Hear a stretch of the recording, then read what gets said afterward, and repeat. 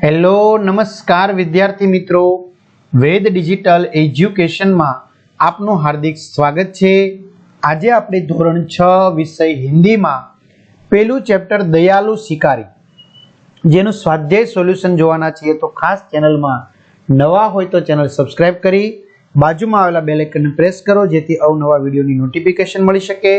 Video like करो, तमारा मित्रों दोस्तों ने शेर करो। तो लईए दयालु शिकारी जेनु स्वाध्याय सॉल्यूशन। तो पेलू शिकारी हिरनी के पास क्यों गया, अपने विचार लिखिए। तो शिकारी की गोली हिरनी के टांग पर लगी थी।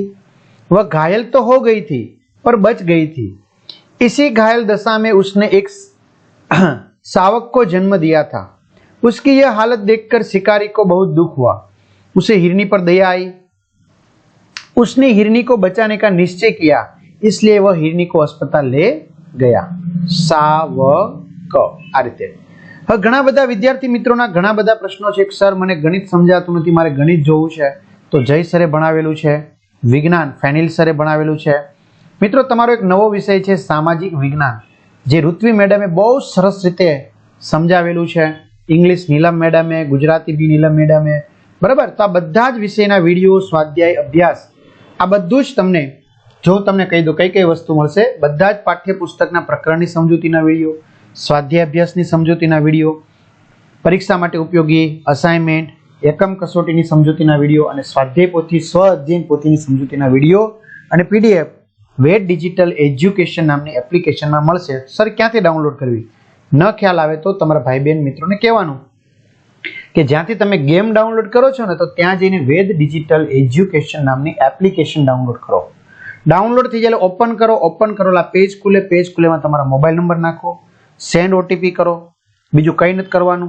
4 આંકડાનો ઓટીપી આવે નાખશો તો પેડ કોર્સમાં તમારા ધોરણ પ્રમાણે મટીરિયલ મળે। એક્ઝામ પેપરમાં એકમ કસોટીના પેપર, 3 થી 12 માં 3 થી 12 ધોરણના વિડીયો, એમાં તમારું ધોરણ સિલેક્શન કરી તમારા મિત્રો, દોસ્તોને, ક્લાસના મિત્રોને બધાને જાણ કરવાની અને વિષય પ્રમાણે પાઠ વાઇઝ વેદ ડિજિટલના વિડીયો જોઈ શકશો। ક્લિયર? અને હા, શાળા મિત્ર નામની એપ્લિકેશન હોય તો એમાં પણ તમે જોઈ શકો, ધોરણમાં તમારું ધોરણ સિલેક્શન કરી પાઠ્યપુસ્તકમાં વિષય પ્રમાણે પાઠ વાઇઝ वेद डिजिटल ना तमे वीडियो જોઈ શકશો। बीजू, नीचे 2 प्रसिद्ध कहानियों के चित्र दिए गए हैं, उनके नाम लिखकर कहानी लिखिए। पेलू बातूनी कछुआ। एक तालाब था, उसमें एक कछुआ रहता था। वह बहुत बातूनी था। वही 2 हंस भी रहते थे। वे उसके अच्छे मित्र बन गए थे। एक साल वहां बरसात बहुत कम हुई। तालाब का पानी सूखने लगा। हंसों ने कछुए के साथ दूसरे तालाब पर जाने का निश्चय किया। वे एक लकड़ी ले आए और उसका एक एक सिरा अपनी अपनी चोंच में पकड़ लिया। बीच का भाग कछुए ने अपने मुंह से पकड़ लिया। हंसों ने कछुए से कहा, भाई तुम रास्ते में बोलना मत, बोलोगे तो लकड़ी मुंह से छूट जाएगी और तुम नीचे गिर पड़ोगे। दोनों हंस कछुए को लेकर उड़ने लगे। रास्ते में एक गांव आया। गांव के लोग इस प्रकार कछुए को लेकर उड़ते हुए हंसों को देखने के लिए जमा हो गए। लोगों को देखकर कछुए से चुप न रहा गया। उसने बोलने के लिए अपना मुंह खोला। उसी समय लकड़ी उसके मुंह से छूट गई और वह जमीन पर गिर पड़ा और मर गया। सीख, बहुत बोलना बुरी आदत है। इसके कारण विपत्ति आ सकती है, यहाँ तक कि जान भी जा सकती है। यह कहानी हमें बातूनी न बनने की सीख देती है। बीजी छे बुद्धिमान कौवा। एक कौवा था। एक बार उसे बहुत खूब प्यास लगी। उसने इधर उधर पानी की तलाश की, पर उसे कहीं पानी नहीं मिला। आखिर उड़ते उड़ते वह एक झोंपड़ी के पास पहुंचा। वहां उसे एक घड़ा दिखाई दिया। घड़े में थोड़ा पानी था। पानी बहुत नीचे था। कौवे की चोंच पानी तक पहुंच नहीं सकती थी। पानी ऊपर लाने के लिए कौवे ने एक उपाय सोचा। वहां आसपास बहुत से कंकड़ पड़े हुए थे। उसने एक एक कंकड़ घड़े में डालना शुरू किया। कंकड़ों के कारण पानी घड़े के मुंह तक आ गया। कौवे ने बड़े घड़े का पानी पीकर अपनी प्यास बुझाई और उड़ गया। सीख, समस्या आने पर धीरज से काम लेना चाहिए और बुद्धि का उपयोग करना चाहिए। यह कहानी हमें बुद्धिमानी से कम लेने वाले लेने वाला कौवा हमें यही सीख देता है। बराबर, આપણે કઈ કાગડો पे બુદ્ધિ વગરનો છે, પણ મિત્રો એન પરથી આ શીખ લેવા મળે। ત્રીજો, કૌવા और लोमड़ी कहानी बनाकर लिखिए। હવે તમારે લખવાની છે કાગડા અને શિયાળની। બરાબર, જોઈએ આપણે। कौवा और लोमड़ी। एक बार एक कौवे को एक रोटी मिली। वह रोटी लेकर उड़ता हुआ एक पेड़ की डाल पर जा बैठा।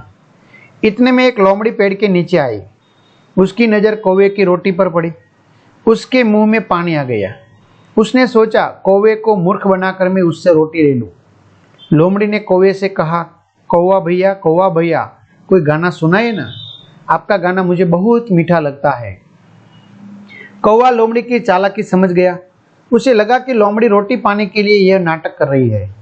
कौवे ने अपनी चोंच की रोटी अपने पंजे से पकड़ ली और वह जोर जोर से काव काव करने लगा। यह देखकर लोमड़ी आश्चर्यचकित रह गई। अरे, यह कौवा तो समझदार लगता है, ऐसा वह मन ही मन बोली और चलती बनी। फिर कौवे ने मजे से रोटी खा ली। सचमुच अपनी झूठी बड़ाई सुनकर हमें गुमराह नहीं होना चाहिए। सीख, कुछ लोग खुशामद करके मूर्ख बनाकर अपना स्वार्थ सिद्ध करने की बात चाल चलते हैं, तो सावधान रहकर फंसना नहीं चाहिए।